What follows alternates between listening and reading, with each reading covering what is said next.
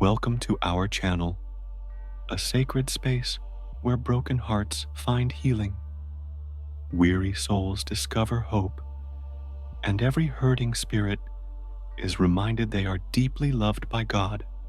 Whether you're feeling lost, overwhelmed, or simply seeking a quiet place to rest, this channel is for you. Subscribe and join us on this beautiful journey of spiritual renewal, one heartfelt step at a time. We'd love to know where you're watching us from. Drop your city and country in the comments below. Now close your eyes and listen to the God's words. Chapter 1. When the night feels too long, my child, I saw you lying awake last night. You didn't speak aloud, but your heart was loud enough. You shifted under the covers, eyes open wide, staring into a ceiling that seemed too silent, too still, like it swallowed the comfort you longed for. And I was there. You didn't see me, but I was nearer than your breath, closer than the blanket wrapped around you. The fear creeping up your spine. I felt it too, but I wasn't afraid, because I knew what you had forgotten. Night has no power over the one I hold. Do you remember what David said long ago? Even the darkness is not dark to you. The night shines like the day, for darkness is as light to you. Psalm 139:12. He didn't write that because his life was easy. He wrote it because he learned. Through caves, through heartbreak, through betrayal, that when the world goes quiet, I do not leave. I do not sleep. I do not step away from your bed when the lights go out. In fact, I draw nearer. You think your fear means you're weak. But what if I told you it means you're human, and it's in your humanness that I love you the most? I don't despise your trembling. I don't turn away when you cry in the dark, or when your mind replays every worst-case scenario like a broken record. That restless heart of yours, I cradle it. Yes, even when it beats like a drum of worry, even when the shadows stretch too long, even when you feel like you're suffocating under everything unspoken. You're not too much. You're not too broken. You're not a burden. Let me remind you, I have watched over cities through the night. I have sent angels to men in prison cells, stood beside women sobbing into pillows, and whispered peace into the bones of children afraid of thunder. And I'm doing it again. For you. I know your mind is loud. It spins through memories, mistakes, fears that never came true, and futures that haven't even happened yet. But child, you're not made to carry it alone. That's not weakness. That's design. You were created to walk with me in the day, but also to rest with me in the night. So even when you can't stop the anxious thoughts, even when you feel too tired to fight, too ashamed to pray, too heavy to lift your hands, just breathe. I count your breaths like treasures. I know when they're shallow. I know when they catch, and I draw close every time. Let your guard down with me. You don't have to say the right words. You don't have to perform. You don't even have to be strong. Just be still, and let me be the one who watches over you, the one who sings over you in the silence, the one who guards you as you sleep. In peace, I will lie down and sleep, for you alone, O Lord, will keep me safe. Psalm 4:8. That's not just poetry. That's promise. When the night feels endless, I am the beginning of your peace. When the shadows grow tall, I remain unmoved. When fear grips your chest, my hand rests gently over your heart. I am not afraid of the dark, because I made the stars, and I made you. So tonight, again, I will sit beside your bed. I will hold your hand, even if you don't feel it. I will quiet your heart with my love, and I will keep watch while you sleep. You don't have to fight this night. You don't have to escape it.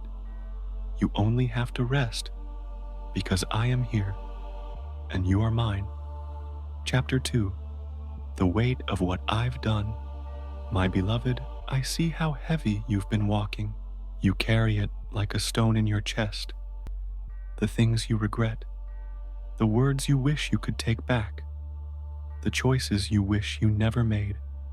It clings to you in silence, whispering that you're not good enough, not clean enough, not worthy enough to be loved by someone like me. But I did not create you to carry your past like a chain. I created you to walk free, and I'm not waiting for you to be perfect. I'm waiting for you to come home. Do you remember the prodigal son?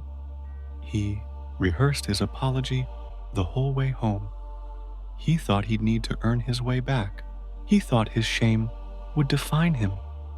But when his father saw him from far away, he ran, not with a lecture, not with a list, not with a cold stare.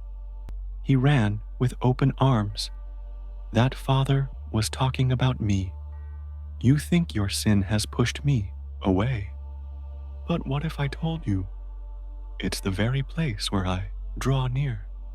The Lord is close to the brokenhearted and saves those who are crushed in spirit.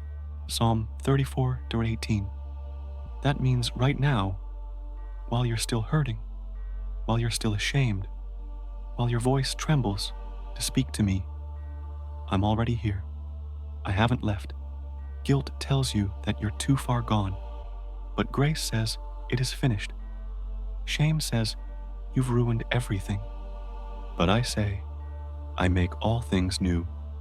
You see yourself as damaged, but I see you as redeemed. I know about that moment.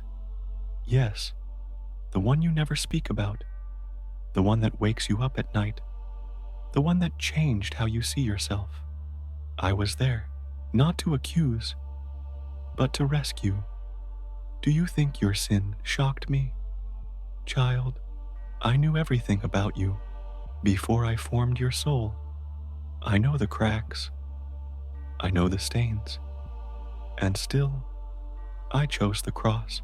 Still, I chose you. You are not too far gone. You are not disqualified. And no, you are not the exception to my mercy.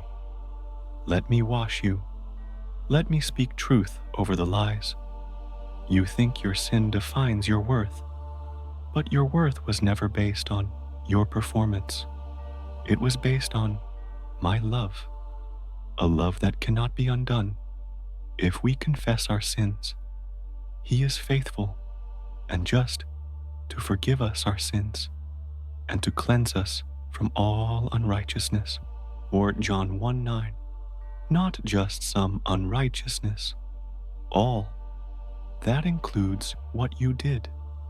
That includes what you still can't forgive yourself for. I am not the voice that condemns you. That voice is the enemy. I am the one who calls you clean, loved, and mine. When I forgive, I forget, and I don't keep a record to use against you later. I threw your sin into the sea of forgetfulness, and I will not fish it back out. You might remember, but I never hold it over you. So why should you? I want you to stand up again. I want you to breathe again. You don't need to punish yourself to prove anything. You don't need to earn what I give freely. Let go of the guilt. Lay down the shame. Put the past in my hands and leave it there. You are not what you've done. You are who I say you are. And I say, you are loved. You are forgiven. You are made new. The weight you carry, you were never meant to hold it. So come, child, let me take it from you. Let me carry it like I carried that cross. Let today be your first step back into grace, into peace, into rest. Because the moment you turn toward me, I run. And when I run, I don't bring shame. I bring robes. I bring rings. I bring home. Chapter 3. You are not forgotten. My precious one, I know what it feels like to be overlooked, to sit in a room full of people and feel invisible, to speak and not be heard, to reach out and be met with silence. You wonder if anyone notices, if anyone truly sees the ache behind your smile, the weariness behind your strength, the longing behind your laughter, and sometimes you even wonder if I notice, if I still see you at all, if I've moved on, forgotten your name, your prayers, your tears. But child, I could never forget you, not even for a moment. Can a mother forget the baby at her breast and have no compassion on the child she has borne? Though she may forget, I will not forget you. See, I have engraved you on the palms of my hands. Isaiah 49:15-16. Did you hear that? Engraved, not written in ink, not penciled in lightly, but carved into my hands, the same hands that formed the stars, that parted seas, that were pierced for your redemption. You are not lost in the crowd. To me, you are not just another face in the sea of billions. When I look at the world, I see you, individually, intimately, the way a mother watches her sleeping child, the way a shepherd counts each sheep, especially the one who wandered off. You haven't gone unnoticed. You've just been misunderstood by others and sometimes by yourself. But I see all of you, and I delight in you. I was there when you sat alone, wishing someone would call, when you walked past people laughing and wondered why no one was laughing with you. I saw you pray and hear nothing. I saw you serve and feel unseen. I saw the moments you held others together while no one held you. None of that was wasted. None of that escaped me. You think being forgotten means you're unworthy, but that's not true. People forget. They get busy. They fail to notice things that matter. But I'm not like them. I remember what others forget. I see what others miss. I honor what others dismiss. Even now, while you wonder why it feels so quiet, I am working.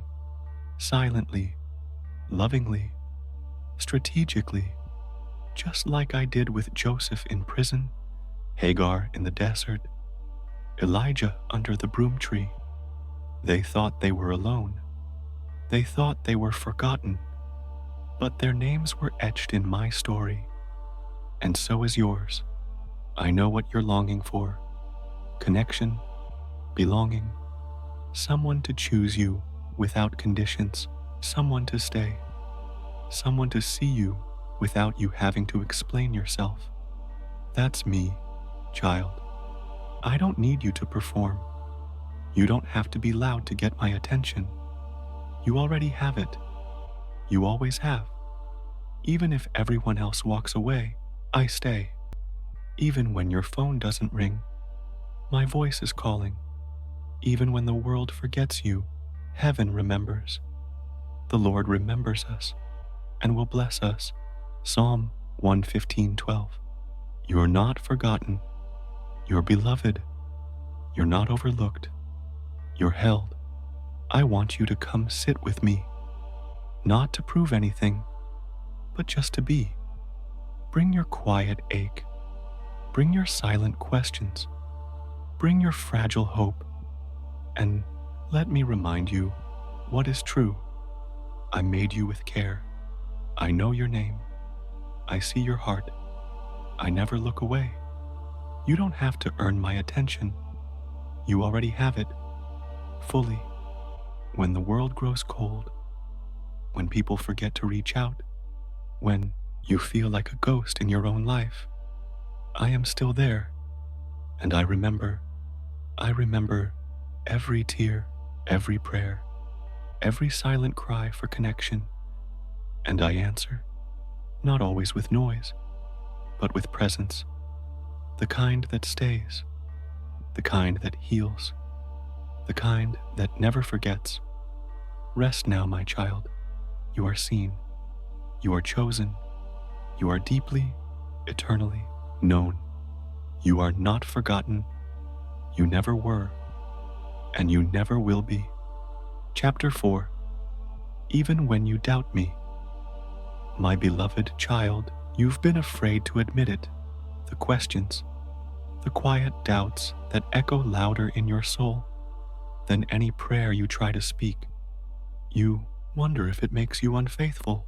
You worry that I might be disappointed, that your doubt disqualifies you or pushes you further away from me. But listen closely. I am not afraid of your doubt. When Thomas doubted, I didn't rebuke him. I offered him my hands. When Elijah hid in a cave, I didn't abandon him. I whispered gently into his fear. When Peter sank beneath the waves, I didn't let him drown. I reached in and pulled him out. So, if you think I'll walk away because you're uncertain, you've misunderstood my love. Faith isn't pretending to have no doubts. Faith is learning to trust, even through them. It's a trembling hand reaching toward me in the dark, and I always take that hand. You're not the only one who's ever felt this way. Even my own disciples, who walked with me, ate with me, saw miracles, still doubted. When they saw him, they worshipped him, but some doubted. Matthew 28:17. And still, I called them. Still, I loved them. Still, I sent them out to change the world. Your doubts do not disqualify you. They don't scare me. They don't anger me. They draw me closer. Because when your faith feels like it's breaking, that's when my mercy becomes your anchor. When your prayers feel dry, when your questions outnumber your praises, that's when I carry you in ways you don't yet see. I would rather you bring me your honest doubts than fake a faith you don't feel. I am not moved by polished words. I am moved by honest hearts. So come, with your questions, with your confusion, with your trembling, and I will not turn you away. A bruised reed he will not break, and a smoldering wick he will not snuff out. Isaiah 42:3. Even when your flame feels small, even when all you have is a flicker, I protect it. I breathe life back into it. You've asked, God, are you really there? Yes, I am. Even in the silence, even in the doubt, even when you can't feel me. My love is not based on your certainty. It's based on who I am. And I am the same yesterday, today, and forever. I am the one who does not change when your faith does. I am the steady hand in your shaking. I am the truth when your mind is fogged with questions. Doubt does not mean you're a bad believer. It means you're wrestling with something real. And that wrestling, if you bring it to me, can become the very path to deeper trust. Just as Jacob wrestled me and came away changed, so will you. So don't hide your doubt. Don't bury it in shame. Don't believe the lie that I love you less because you're unsure. If anything, I draw nearer, like a father who sits beside his weeping child. not needing them to explain, just needing them to rest in his embrace. I know what you've seen. I know what you've lost. I know what you're afraid to hope for again. But I haven't given up on you, and I never will. If we are faithless, he remains faithful, for he cannot deny himself. 2 Timothy 2:13. That means when your hands let go, mine never do. You are safe with me, even in your uncertainty, even in your questions, even when you whisper, God, I don't know what to believe anymore. My answer is always the same. But I still believe in you, and I'm not going anywhere. You are still my child. You are still chosen. You are still held. Even when you doubt me, I do not doubt you, and I will keep loving you back into peace. Chapter 5. I sat with you in the silence, my dear child. You've asked where I've gone. You've sat in the quiet and waited for a sign, a sound, a whisper. You've searched the sky with tear-filled eyes, hoping I'd speak louder, hoping I'd do something, anything, to prove I hadn't forgotten you. But the silence remained, and you wondered if I had left. You wondered if I cared. But listen, beloved, silence is not absence, and stillness is not neglect. There are moments I do not speak with thunder, because I'm sitting beside you in the hush, not to perform, but simply to be.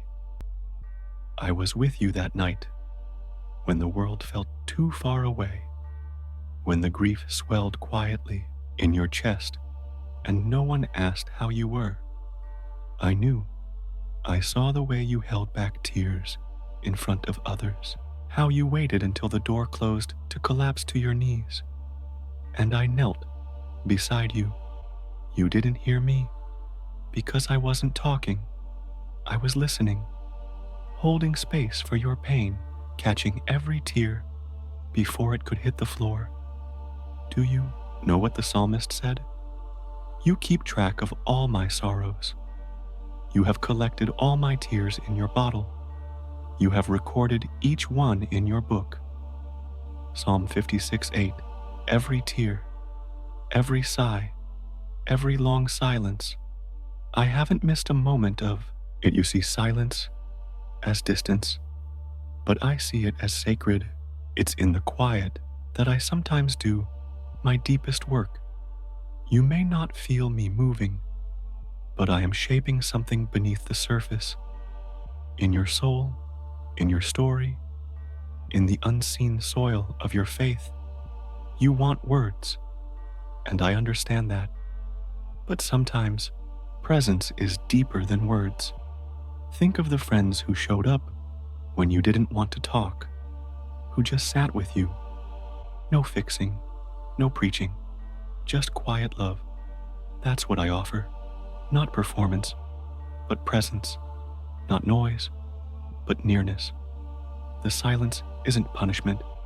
It's a sacred space where I wait with you, so you never have to cry alone. Because when your world goes quiet, I lean in.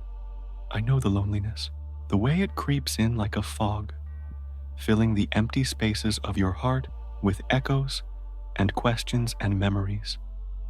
But even there, especially there, I remain. Be still and know that I am God. Psalm 46:10. That doesn't mean be numb. It doesn't mean stop hurting. It means in the stillness, you'll find me. I haven't left. I haven't turned away. I haven't been silent because I'm cold or distant. Sometimes I'm silent because your soul needs space to breathe, because healing doesn't always come in answers. It comes in being held. And child, I have been holding you from the moment you cried out, from the moment you stopped speaking, from the moment you wondered if I cared. I never let go. Not once, not for a second. You won't always feel this way. The silence won't last forever. There will be songs again, laughter again, the sound of joy echoing through the chambers of your heart again. But until then, know this: I am sitting with you in the silence, not rushing you, not judging you, just being here. Because I love you. You're not forgotten. You're not alone. You're not invisible. When your voice falters, mine stays steady. When your hands tremble, mine remain open. When the silence is loud, I whisper peace into your soul. So don't be afraid of the quiet. Don't mistake stillness for distance. I am here. I am always here. Even when I'm silent, I stay. Chapter 6. When you were too tired to pray. My weary child, I know. I saw you pull the blanket over your head last night, not out of comfort, but to escape. I saw how your lips parted to speak to me and then closed again, too drained to find the words. You weren't ignoring me. You were exhausted, and I understood. Let me say something you need to hear. You don't have to be strong for me. You don't have to get it together before you come close. You don't have to have the perfect prayer, the right emotions, or the energy to cry out. Sometimes the deepest prayer is just this: God, I'm tired. And child, that's enough. You think prayer only counts when it's eloquent, when it's long, when your hands are lifted and your heart feels bold. But that's not what I'm looking for. I'm not keeping score. I'm keeping you. When your prayers are weak, when your voice is silent, when your soul feels numb, I still hear you, because prayer isn't measured by volume. It's measured by honesty. Even a whisper, even a sigh, even a single tear in the dark reaches my throne like incense, and I collect it every time. Likewise, the Spirit helps us in our weakness, for we do not know what to pray for as we ought. But the Spirit Himself intercedes for us with groanings too deep for words. Romans 8:26. Did you catch that? Even when you don't know what to say, I pray for you. Heaven never goes quiet on your behalf. When your words stop, mine begin. You've been carrying a lot, haven't you? The world expects so much of you. Smile. Show up. Keep going. Don't fall apart. But I don't ask that of you. You can fall apart with me. You can be undone and messy and still belong, because I didn't call you to impress me. I called you to rest in me. When your arms are too weak to reach up, I come down and hold you.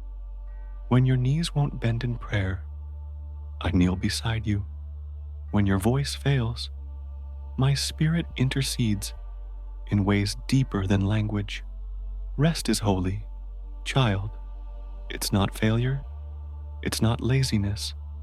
It's an act of trust, a sacred surrender. Even Jesus rested. Even He wept. Even He withdrew when the crowd became too loud. So if you're tired, take heart. You're not less spiritual. You're simply human. And I made you that way. You don't have to do more. Right now, you don't have to push through. You just have to let me be God. Strong where you are not. You think the strength of your faith comes from how loud you pray.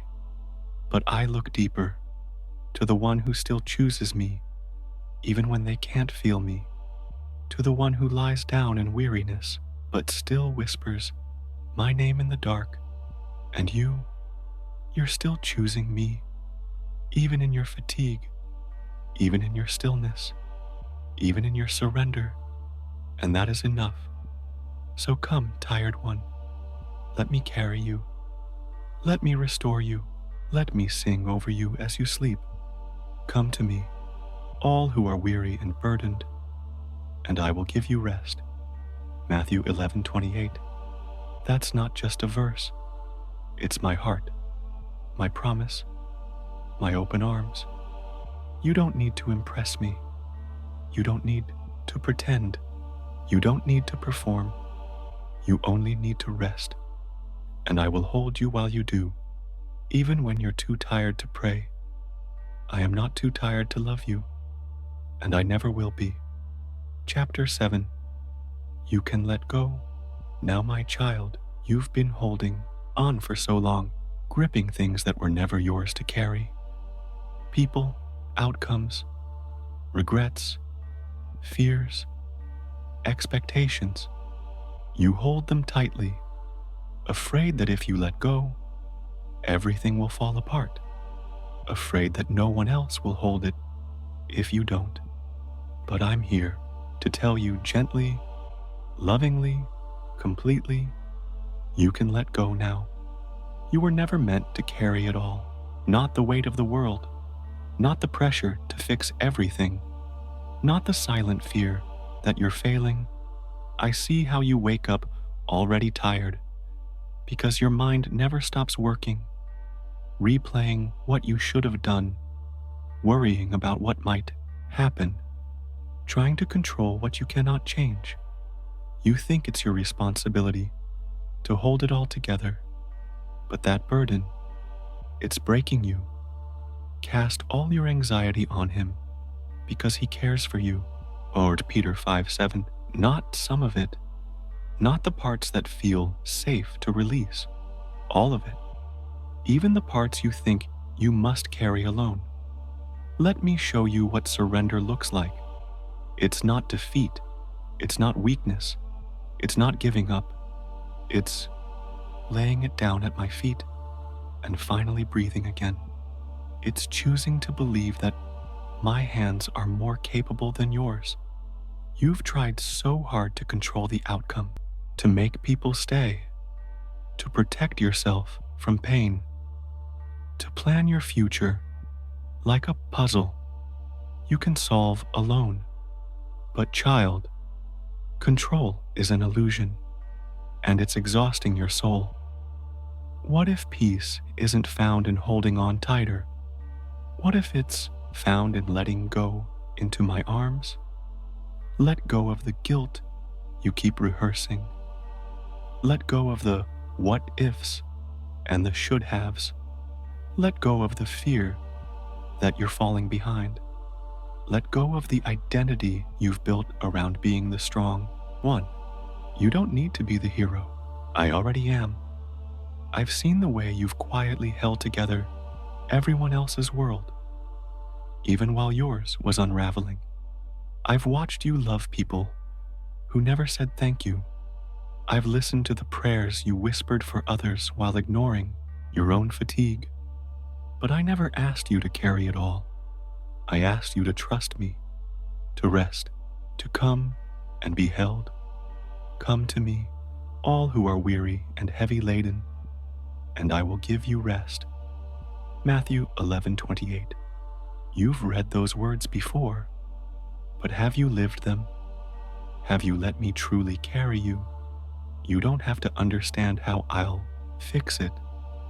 You don't have to see the whole path. You just have to take your hands off the wheel and place them in mine. Letting go doesn't mean you don't care. It means you finally believe. I do. I care about your future. I care about your relationships. I care about the dreams you're afraid to lose. I care about the things you think are too small to mention. You can lay it all down. There is no part of your story that is too tangled for me. When you let go, you make space. Space for my peace to come in. Space for my direction to guide you. Space for your soul to finally rest. And child, that's what I want for you. Not stress, not fear, not control, but rest, but trust, but freedom. You're not failing. You're just tired, and it's time to stop clinging so tightly to what I'm asking you to release. Let go, not into emptiness, but into my love. I've got you. I've got your tomorrow. I've got the parts of your life that confuse you, scare you, overwhelm you. You don't have to be the one holding it all. That's my job, and I do not fail. So exhale, open your hands, close your eyes if you need to, and whisper, God, I give it to you. That's all it takes. I'll take it from here. Chapter 8. The tears you hide from the world. My dear one, I saw you cry the other night. Not the loud kind, not the kind anyone could hear. These were the silent tears, the ones that slid down your cheek after the lights were off, after the smile was gone, after the world thought you were fine. The kind of tears you don't post about, the ones no one else notices. But I did. I always do. I don't just see the tears that fall.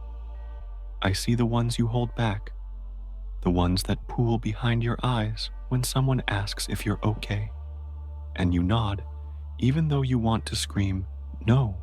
I see the way you stay strong for others, how you comfort them, encourage them, how you laugh at jokes while your heart is breaking inside. And I want you to know, you don't have to hide your hurt from me.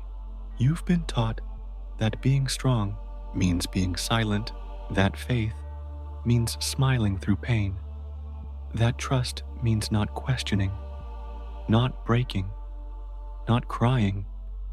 But I never asked for that kind of strength. I asked for your heart, just as it is, even if it's aching, even if it's tired, even if it's breaking. Do you remember the shortest verse in Scripture? Jesus wept. John 11:35. He knew the miracle was coming. He knew he would raise Lazarus in moments. But still, he wept. Why? Because he loved. Because pain matters. Because tears are holy. So, if you ever feel ashamed for crying, if you think your tears make you weak or faithless, remember mine. I cried too, and I cry with you now. You have taken account of my wanderings. Put my tears in your bottle. Are they not in your book? Psalm 56:8. Your tears are not lost. They are not wasted. They are worship, a language that only heaven fully understands. The world tells you to move on, to get over it, to dry your eyes and act fine. But I tell you, come sit with me. Let it out. Let your soul breathe again. You don't need to be put together in my presence. You don't need to hide the parts of your heart you think are too much. I can handle your grief, your sadness, your breaking, and I don't look away. I sit beside you in the quiet. I hold you when you don't even realize you're being held. I listen to what you don't say, and I speak comfort in ways words can't always express. You're not dramatic. You're not a burden. You're not too sensitive. You're mine, and I care deeply for every part of you, even the broken ones. I want you to know that I'm healing places in you that no one else even knows are wounded. That ache in your chest that won't go away, I feel it too. That loneliness you hide behind busyness, I'm already in it. That fear you can't name but can't shake, it's safe in my hands. Let yourself feel again. Let yourself cry, not because you've given up, but because you're letting me in. Those tears, they're not signs of failure. They're signs of release, of surrender, of trust. You don't have to wear a mask with me. You don't have to fake joy to earn my love. I know the real you. And I love that person, the one who hides behind the strength, the one who curls up in silence and wonders if anyone would notice if they disappeared. I notice. I would notice. I do notice. And I'm not going anywhere. So let the tears come. Let the guard down. Let me be the one who sees what no one else can and loves you anyway. No, loves you especially because of it. One day, you'll look back and realize that the very tears you cried in secret watered the ground for new life to grow. And I'll be there then, too, smiling, rejoicing, holding you close. But today, even if you're still crying, know this: you are seen, you are loved, and you are never crying alone. Chapter 9. You were never meant to carry it alone. My beloved, you've been carrying so much, more than anyone realizes, more than you let yourself admit. You smile, you push through, you tell everyone, I'm fine. But inside, you're tired, and beneath that tiredness is something deeper, a quiet ache for help. You've grown used to being strong. You're the one people lean on. You show up, you serve, you hold the world together, even while your own heart feels like it's unraveling. And now, the weight has grown too heavy. You're afraid to drop it, afraid of what might happen if you let go, afraid that no one will catch what slips from your hands. But listen to me, child. You were never meant to carry it alone. That burden you're holding, I see it. The emotional weight, the mental fatigue, the spiritual weariness. And I want to take it from you, not because you're weak, but because you're mine. Come to me, all you who are weary and burdened, and I will give you rest. Matthew 11:28. Rest, not just for your body, but for your soul, for the part of you that's been carrying invisible loads for far too long. You've believed the lie that you're alone, that if you don't hold everything together, everything will fall apart. But that was never your job. It was mine. It still is. I never asked you to be the savior. I already sent one. I know how hard it is to ask for help, to admit you're overwhelmed, to let others in when you're barely hanging on. But I've surrounded you with people who care. Some you know, some you haven't even met yet. And I'm asking you to stop walking alone, not just with me, but with those I've placed in your path. You were created for community, for connection, for shared burdens. Carry each other's burdens. And in this way, you will fulfill the law of Christ. Galatians 6:2. So, why do you think you have to carry it all by yourself? You're not failing by needing support. You're being human, and I delight in that. I'm not disappointed in your exhaustion. I'm not frustrated by your limits. I'm inviting you into freedom. Let me carry what's crushing you. Let me step in where you're worn out. Let me remind you, you are not a machine. You are not a disappointment. You are not alone. You are loved, held, and helped. Take a breath right now. That tension in your chest, you don't have to hold it anymore. Lay it at my feet. Name it, if you can. Whisper it, if you must. But whatever you do, don't carry it alone. Let me into the places you think you need to manage by yourself. Let me shoulder the grief, the pressure, the fear. Let me walk beside you, step by step, day by day, as you learn to breathe again. It's okay to need rest. It's okay to say no. It's okay to admit you're overwhelmed. There's no shame in that, only grace. You don't need to earn my help. You don't need to qualify for my presence. I'm already here. I've already said yes to you. And when you feel like no one understands, I do. I carried a cross once too. I know the weight of sorrow, the sting of loneliness, the burden of being the strong one. And I promise you, I will never leave you to carry yours alone.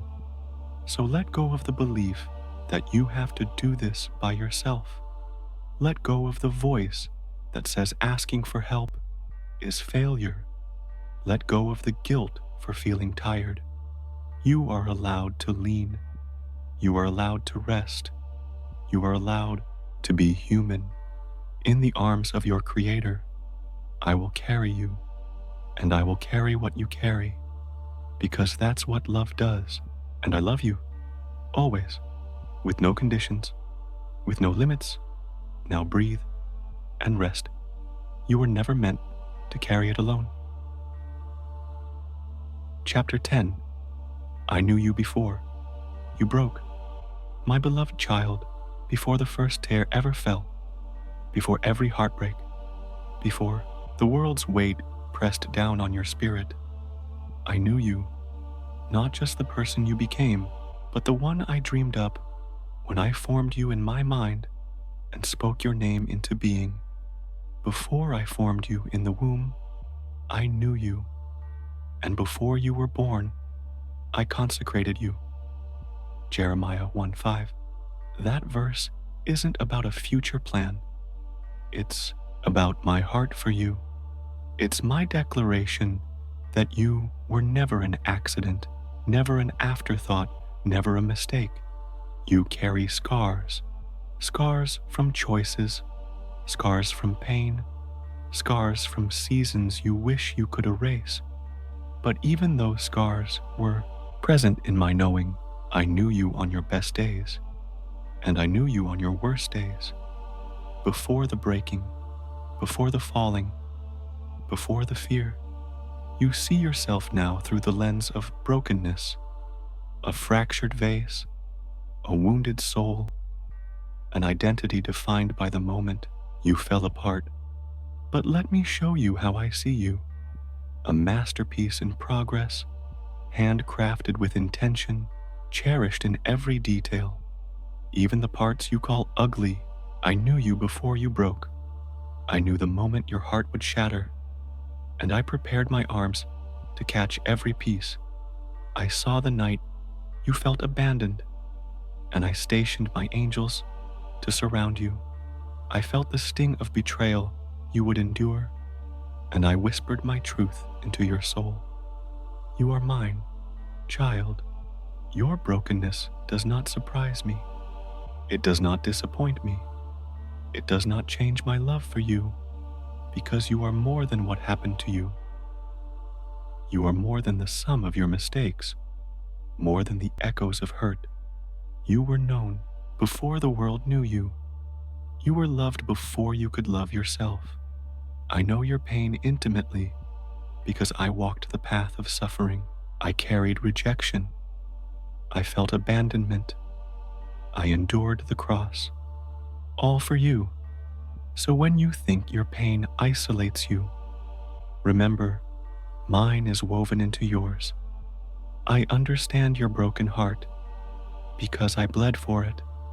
Let that truth sink deep into your soul. You were known, known without condition, known without hesitation, known without reserve. And because I knew you first, you don't have to scramble for worth. You don't have to fight for purpose. You don't have to prove you matter. You already do. Because I said so. Your identity isn't found in what you do, what you achieve, or how you feel. It's found in my unconditional knowing. The moment you broke, I didn't see rubble. I saw resilience rising. I didn't see a fallen child. I saw one I would rebuild. He restores my soul. He leads me in paths of righteousness for his name's sake. Psalm 23:3. Restoration isn't a one-time event. It's my ongoing work of gently mending, gently shaping, gently loving you into the fullness of who I created you to be. So when the whisper comes, you'll never be the same, you can respond, I know, but my God is making me new. When fear tells you you're too broken, remember, I already turned your broken place into my dwelling place. You are not defined by the crack. You are defined by the one who made the crack and filled it with his glory. Your story isn't over at the breaking point. It's only just beginning. Hold this close. I knew you before you broke, and I knew why you would break, so I could show my strength in your weakness, my beauty in your ashes, my power in your frailty. You carry my promise written on your heart. I will never leave you nor forsake you. Hebrews 13:5. Even when you feel lost to yourself, even when you stumble, even when you doubt who you are, I remain. Your identity is unshakable because it's anchored in my knowing. You were not a surprise. You were my plan, my beloved, my masterpiece. So stand tall, child of mine, not because you're perfect, but because you're known. Not because you never break, but because I always hold you. You were known before you broke, and loved all the more because of it. Chapter 11. Even ashes can rise. My beloved, I know what was taken from you, what you lost, what you built with trembling hands, only to watch it fall through your fingers. I saw the moments you whispered, God, is there anything left? And all you could feel were the ashes. Ashes of dreams, ashes of trust, ashes of the life you thought you'd have. But listen closely, child. Ashes are not the end of the story. You've mistaken the ruin for the finish. You've seen the dust and believed it meant defeat. But in my hands, even ashes breathe again. You forget. I am the God who creates from dust, the God who brings gardens from graves, the God who makes beauty from broken things. To all who mourn, He will give a crown of beauty for ashes, a joyous blessing instead of mourning, festive praise instead of despair. Isaiah 61:3. This isn't a poetic metaphor. It's a promise, a covenant written in eternity. What you see as ruined beyond repair, I see as the soil where new life will rise. You ask, but how? How can you rebuild what's been destroyed? And I say, watch me, not in your strength, not by your timeline, but in my grace, my timing, my divine tenderness. I know you feel like you've been reduced to pieces, but those pieces are not useless. They are sacred. They are mine. And from what feels like death, I will write resurrection. Think of the seed. It must first fall, disappear into the earth, and be buried before it ever breaks into bloom. It looks like loss. It feels like silence. But deep within, something holy is taking root. So it is with you. You see only what's been burned, but I see what's coming. New relationships, new wisdom, new softness in your soul, a quiet strength, born not of striving, but of surrender. You've walked through fire, child, but it has not destroyed you. It has refined you. You've wept in dark places, but I've been with you there, catching every tear, holding your spirit when it nearly gave up. And now, the rising begins. No, not all at once, not overnight, but slowly, Gently, I will restore you. I will breathe over your dry bones like I did for Ezekiel. I will plant you by living water like I promised in Psalm 1. I will wrap you in garments of praise where mourning used to cling to your skin. You will not stay in this ash forever. The world sees ashes and moves on, but I stay. I kneel down in the dust with you, and with tender hands, I begin again, not to return what was lost exactly as it was, but to give you something better, deeper, truer, eternal, the heart you thought would never feel again. It will beat with joy, the eyes that forgot how to hope, they will sparkle again. The voice that broke from grief, it will sing again, not in denial of the pain, but in defiance of it. Let me remind you what I've said. Behold, I am making all things new. Revelation 21:5. That means this moment, this heart, this life of yours. Yes, even now, even in the middle of the mess, even while smoke still rises from the wreckage, I am at work. Don't rush your healing. I'm not in a hurry. I'm a gardener, and I know how to grow life from ruin. So let me work. Let me tend to you. Let me hold your ashes in my hands and speak resurrection into the dust. You are not too far gone. You are not beyond repair. You are not forgotten in the flames. You are beloved. You are seen. And you are standing on sacred ground, where ashes become beauty and mourning turns into dancing. So rise, beloved, not in fear, not in striving, but in the quiet trust that the God who saw the fire is also the God who brings the rain. And from these ashes, yes, even these, you will rise. Chapter 12. This isn't the end of your story. My precious child, you've looked at your life and whispered words I heard loud and clear. Is this all there is? Is this how it ends? There's a heaviness in your chest that makes you feel like your best days are behind you, like the chapters ahead are blank or meaningless, like hope has closed the book and walked away. But I need you to hear me now. This is not the end of your story.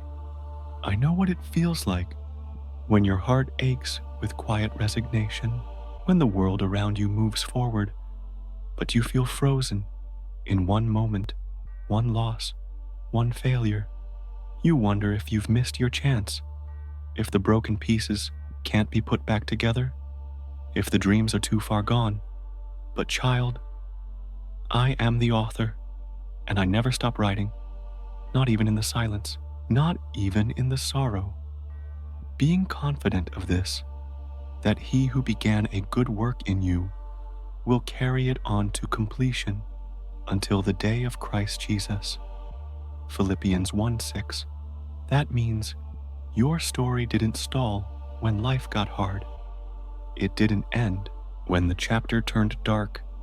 It didn't lose its purpose when pain entered the page. I'm still writing, and I know exactly where this is going.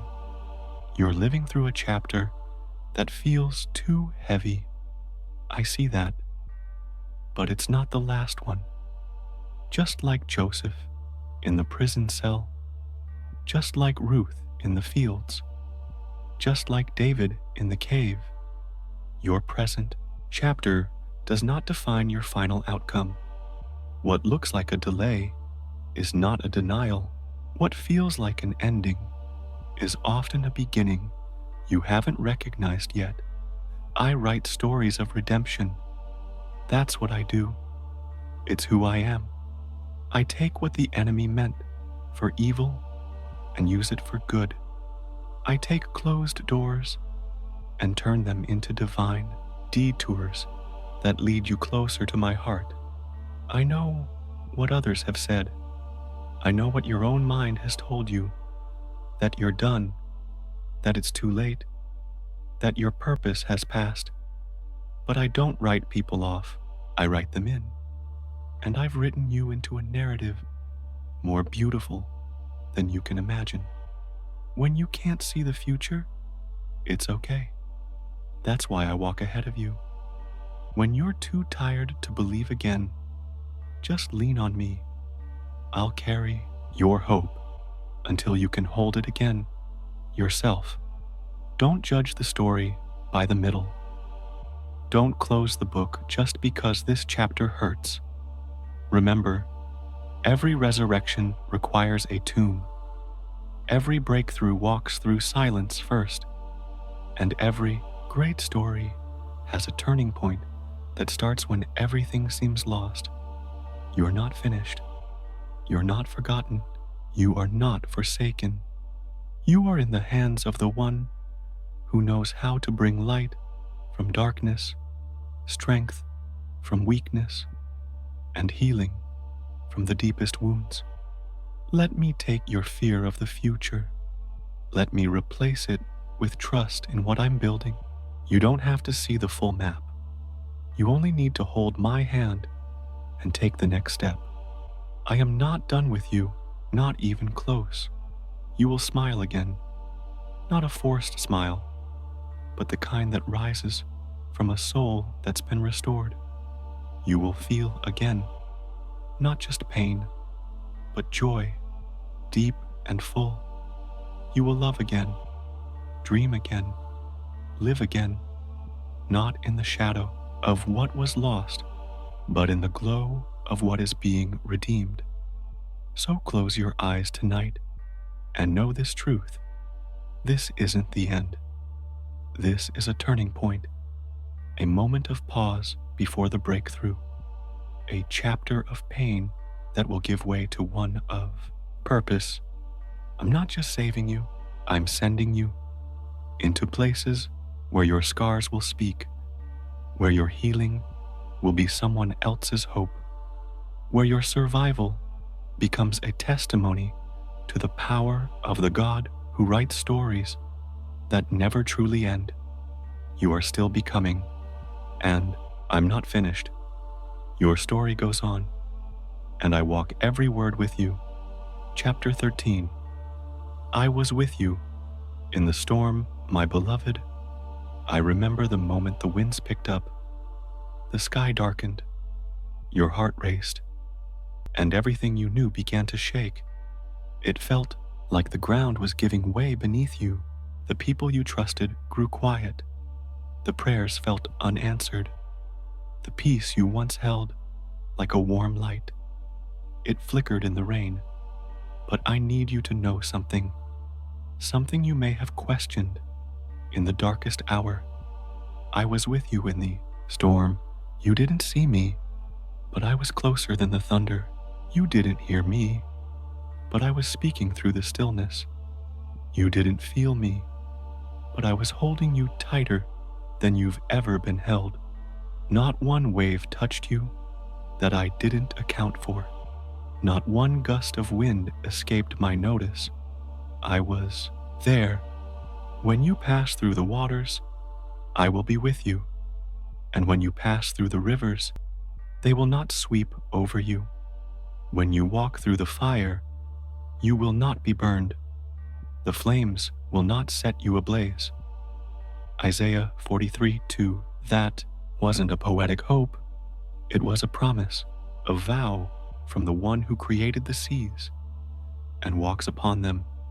You see, child, storms do not mean I've abandoned you. They do not mean I'm angry, distant, or silent. They often mean I'm about to reveal something deeper about me, about you, about the faith that can only be born in wind and rain. Remember the disciples in the boat? The storm rose around them. Waves crashed. Panic set in. They cried out, "Teacher, don't you care that we're perishing?" And I was there, asleep in the boat. Not because I didn't care, but because I already knew the storm would not win. Sometimes I allow the storm not to destroy you, but to wake you, to show you what can't be shaken, to remind you who commands the winds.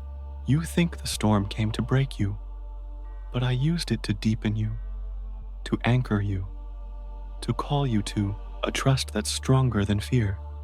The pain was real, the fear was real, but so was I. I was the calm in the chaos, the whisper in the roar, the outstretched hand when you felt yourself sinking, the steady ground beneath the flood. And yes, you may still feel the aftermath, the waterlogged emotions, the questions left floating in the debris. But you are still here, and I am still here. You didn't fail by feeling afraid. You didn't fail by crying. You didn't fail by asking why. Faith isn't proven in flawless composure. Faith is proven when you cling to me, even when the wind howls. And you did. You clung. Even if it was with a trembling hand. And I held you with arms that never let go. Let me say this clearly. The storm did not destroy you, and it never could, because your life is not built on sand. It's built on the rock, on me, and I do not crack when the sky grows dark. You've emerged from this storm, not broken, but forged, not discarded, but refined, not weakened, but wiser. You may not see the growth yet, but it's there, in your depth, in your compassion, in the quiet strength that wasn't there before the rain. I was teaching you how to trust me when the answer didn't come in the way you expected. I was showing you that my peace is not the absence of the storm, but my presence in the middle of it. You'll face more winds, more unknowns, but never alone, because the one who walked with you through that storm walks with you still. So take a breath, feel the steadiness returning, the quiet after the thunder, the sunrise after the longest night. You made it through, and I never left. Let the storm be your testimony, not just of what you endured, but of who walked beside you, carried you, rescued you, and called the winds to still. I was with you in the storm, and I will be with you in all that's still to come. That's a promise. Chapter 14. You are not too much for me. My beloved, I've heard the thoughts you try to silence. The ones that whisper, I'm too emotional, too complicated, too broken, too intense. You wonder if people leave because you're too much, too sensitive, too hard to love, too needy, too messy. You've carried that shame quietly, haven't you? Learning how to shrink, how to soften your voice, how to edit your emotions, just to be easier to love, more acceptable, less you. But hear me now, child. You're not too much for me, not your tears, not your trauma, not your outbursts, not your quiet days when you don't feel like speaking, not your wounds that haven't healed yet. There is no version of you I turn away from. There is no part of your story that makes me flinch. The Lord is gracious and compassionate, slow to anger, and rich in love. Psalm 145:8. I am not surprised by your struggles. I am not overwhelmed by your emotion.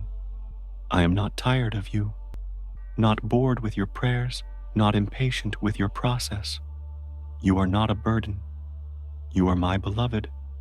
You've been told to tone yourself down, to stop feeling so deeply, to get over it. But I created your depth. I formed your heart to care. I designed your sensitivity as a strength, not a flaw. You don't have to apologize for being who I made you to be.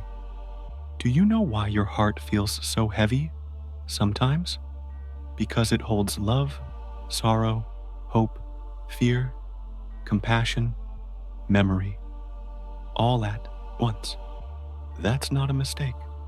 That's divine design. You were made to reflect my heart, and my heart feels deeply. It aches, it rejoices, it weeps, it breaks for injustice, and burns with mercy.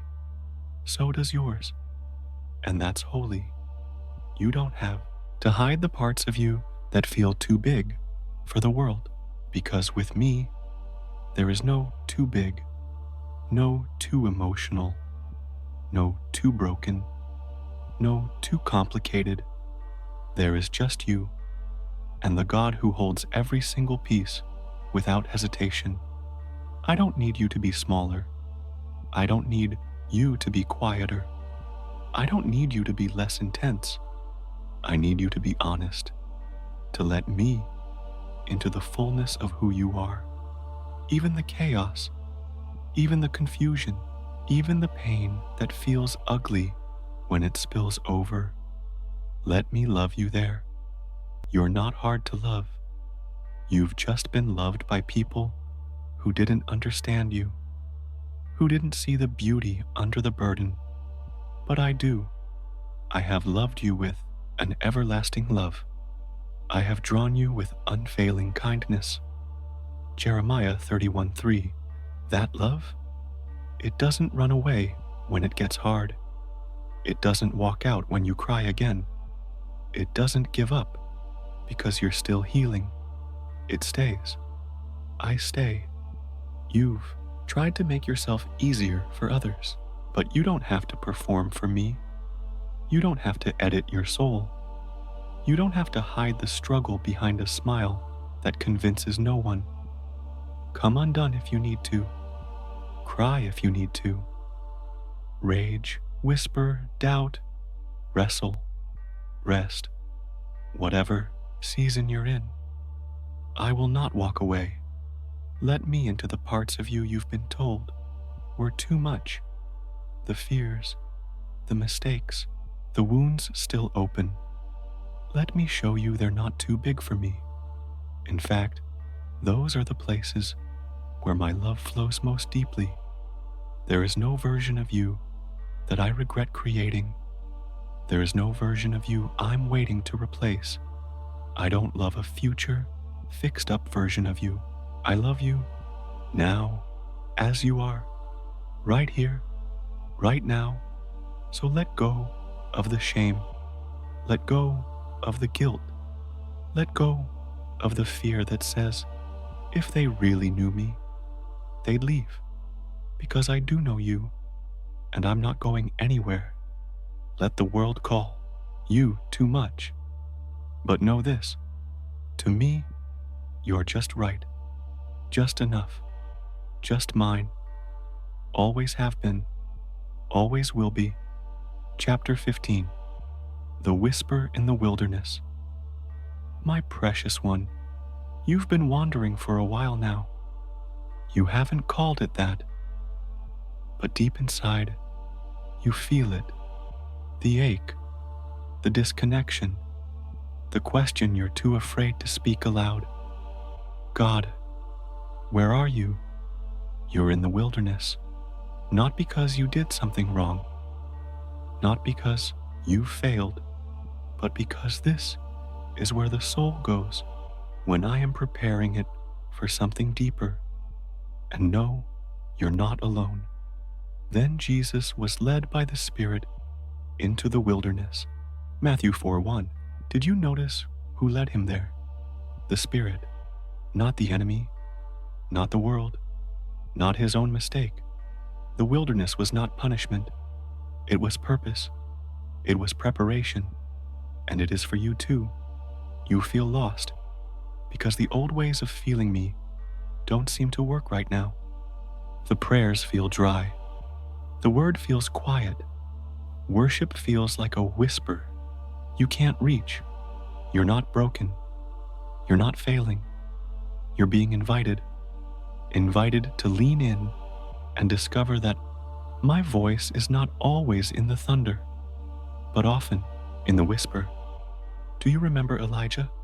He ran to a cave, exhausted, afraid, alone. He begged me to speak. He wanted power, noise, miracles. But I didn't speak in the wind, or the earthquake, or the fire. I spoke in the gentle whisper. 1 Kings 19-12. Why? Because in the wilderness, you learn to hear me with your heart, not your ears, not your emotions, not your circumstances, but your spirit. You're used to hearing me in songs and sermons, but now I'm teaching you something richer, how to recognize my voice when it's barely more than a breath, when it doesn't shout, when it comes in stillness. The wilderness strips away the noise. It removes distractions. It feels empty, but only so I can fill you again with something real, something eternal, something that won't shake when life does. I know it feels dry. I know it feels long, but every step you've taken in this season, I've been beside you.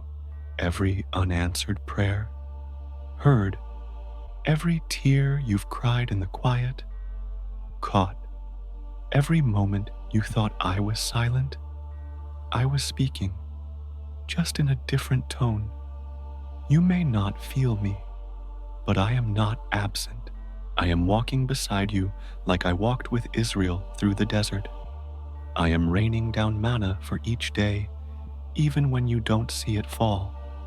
I am guiding you with a cloud by day and fire by night, in ways your soul doesn't fully grasp yet. The wilderness isn't meant to destroy you.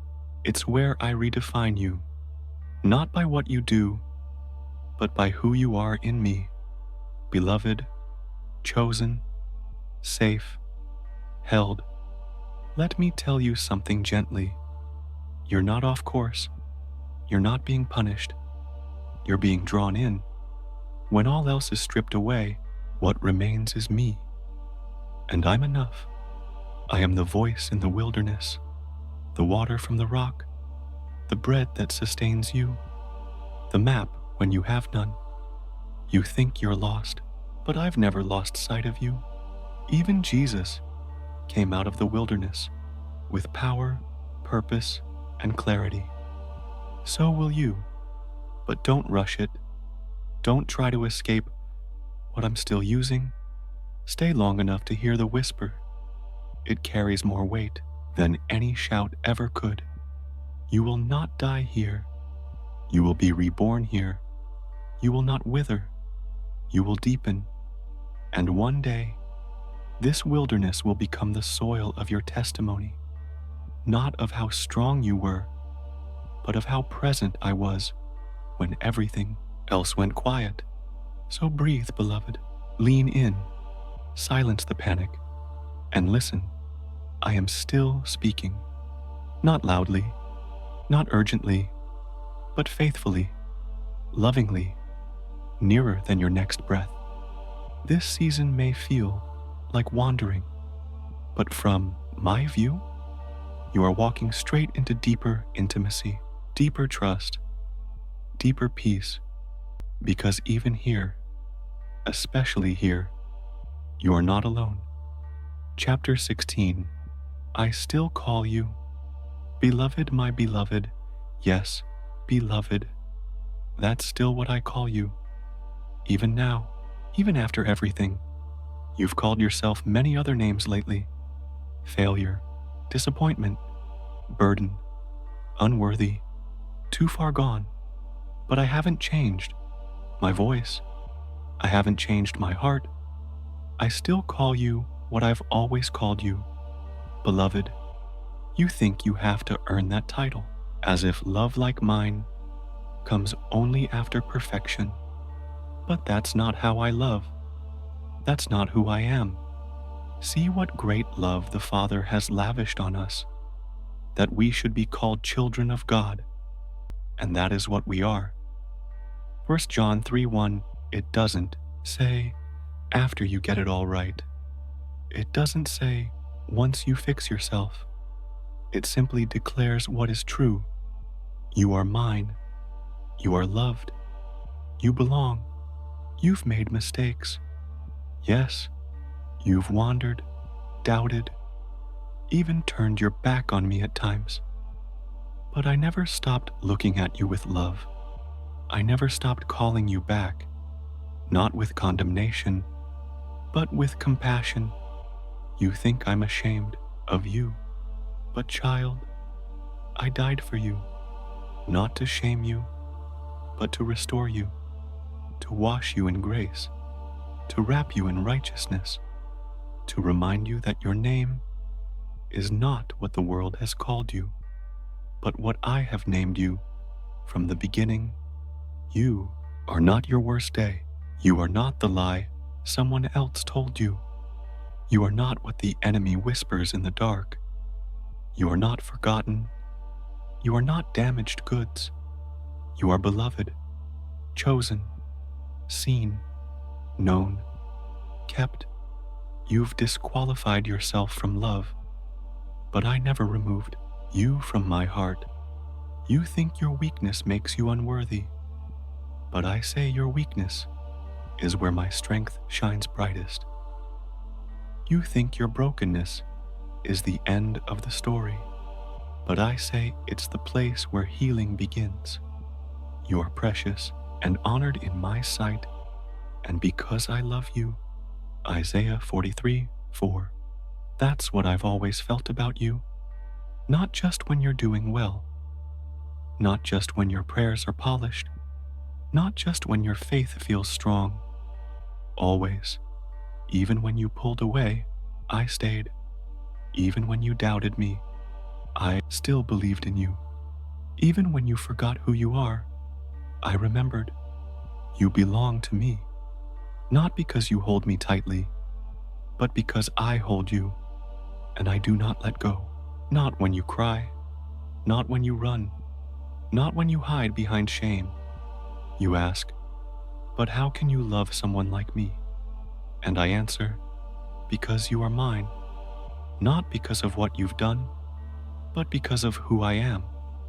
And I am love, not fleeting love, not conditional love, but eternal, covenant love.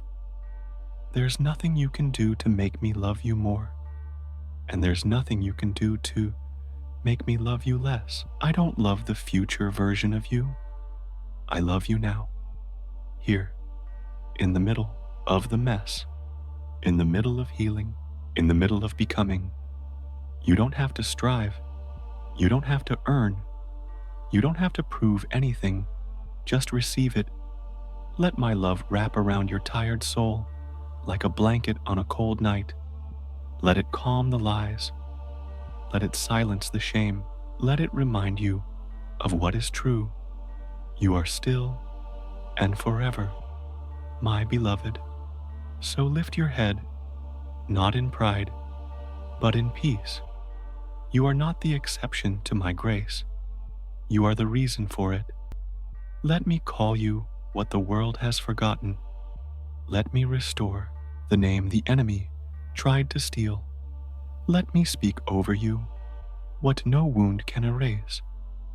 Beloved, still, always, completely. Chapter 17. The light always finds you. My dear child, I've seen the shadows you've walked through. I know how heavy they've felt. There were days you didn't think the light would ever come again. Nights when you sat in silence, wondering if you'd ever feel joy or even peace again. But I want you to hear me now. The light always finds you, not because you chase it perfectly, not because you deserve it more than others, not even because you know how to ask for it. It finds you because I send it, because I am it. The light shines in the darkness, and the darkness has not overcome it. John 1-5. That verse wasn't just for history, it's for you. Right now, right here, in this moment. You've mistaken your darkness for distance. You've assumed that if you can't see me, I must not be near. But child, light doesn't need your permission to shine. It doesn't ask if you're ready. It simply breaks through. I've never stopped chasing the shadows on your behalf. Even when you shut the curtains, even when you gave up hope, even when the pain blinded you, I kept whispering, I'm still here. And my whisper, though quiet, carries more power than the loudest lies. You think you've gone too far, that your soul is too tangled to untangle, that your sadness is too deep for light to reach. But I reach into graves. I step into tombs. I call the dead to rise. What makes you think I won't do the same for you? I know what haunts you, the memories, the shame, the ache that never fully fades. But darkness has an expiration date, and my light is eternal. You don't have to pretend to be okay for me to come close. You don't have to manufacture joy to qualify for comfort. You only need to be honest. Tell me where it hurts. Tell me where it feels hollow. Tell me where you stopped believing things could get better. Because I can handle it, and I intend to heal it. You've been told, just stay strong. But I say, you don't need to be strong when I am with you. You don't need to generate light when I already am the light, even now, while you wonder if the shadows will win. The dawn is approaching. You just can't see it yet, but it's coming. The laughter, the warmth, the renewed desire to live and to love again. You won't always feel like this. The sadness won't always stay.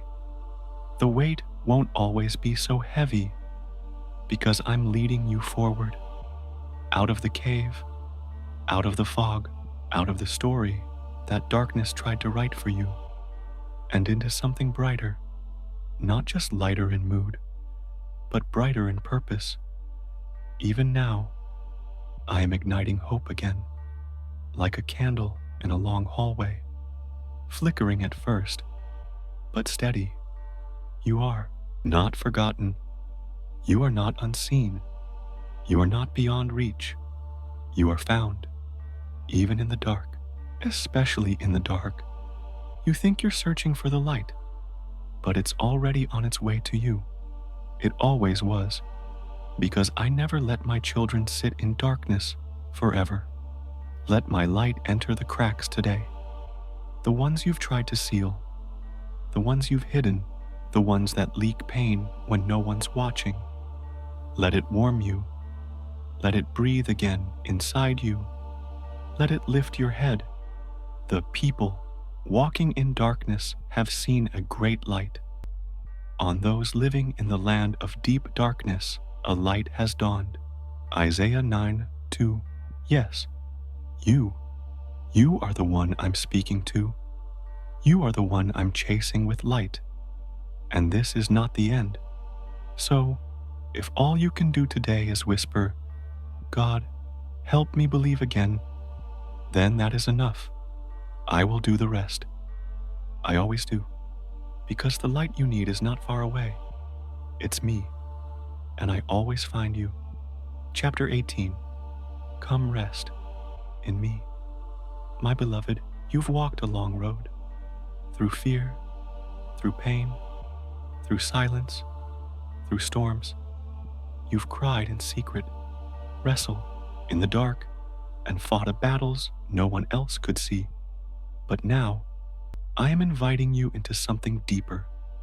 Not a task, not a goal, not a challenge, just this. Come rest in me. Not just physical rest, though I see how tired your body has been. Not just emotional rest, though I know your heart has carried more than it was meant to. I'm offering soul-deep rest, the kind that anchors you, the kind that silences shame, the kind that lets you finally exhale. Come to me, all who are weary and burdened, and I will give you rest. Matthew 11:28. You've read these words, but today I want you to receive them not as a verse on a page, but as a personal invitation from my heart to yours. You don't have to do more to be worthy. You don't have to keep spinning the wheels of performance. You don't have to prove anything, not to me, not to them, not even to yourself. You are already loved. You are already accepted. You are already mine. So come rest, not later, not once you've figured it all out, not once you've earned it. Now, exactly as you are, in the middle of your questions, in the middle of your journey, in the middle of your becoming, lay down your striving, lay down your fear, lay down your guilt, lay down your exhaustion, and let me carry you. You've carried everything for so long, the people, the pressure, the pain. But now, let me carry you. You were never designed to be self-sufficient. You were made to abide, to dwell, to rest in my presence, not sprint ahead in your strength. Come sit by still waters again. Let my spirit breathe on the embers of your faith. Let my peace become your rhythm. Let my nearness become your security. You don't have to fix yourself before you come close. You don't have to tidy your soul like a house for guests. I am not a guest. I am home, and so are you in me. You've tried to hold it all together. Now let me hold you. You've tried to carry tomorrow in your own hands. Now place it in mine. You've tried to be enough for everyone. Now let me remind you, I am enough for you. Come rest in me when the world is too loud. Come rest in me when your thoughts race. Come rest in me when you forget who you are. Come rest in me when the past comes back and shame rises. Come rest in me when you don't know what's next. Just come, even in silence, even in doubt, even in brokenness, especially in brokenness. Rest isn't a reward. It's your right as my child. It's the fruit of trust, and it's what your soul was made for. He makes me lie down in green pastures. He leads me beside quiet waters. He restores my soul. Psalm 23, 2-4-3. I want to restore your soul, not patch it, not polish it. Restore it, fully, gently, eternally. You're not falling behind. You're not running out of time. You're not missing your purpose. Rest is not weakness. Rest is where clarity returns, where strength is renewed, where identity is remembered, where joy is reborn. So come to me. Lay your head against my chest. Let my heartbeat steady yours. Let my spirit surround you like breath. Let my love be the place where you finally stop running. This is not the end, but it is a beginning, a holy pause, a sacred exhale, because now you know I was with you through every tear, every storm, every silence, every doubt, every moment when you wondered if I still loved you. I never stopped. I never left, and I never will. So come, beloved, come and be still. Come rest in me.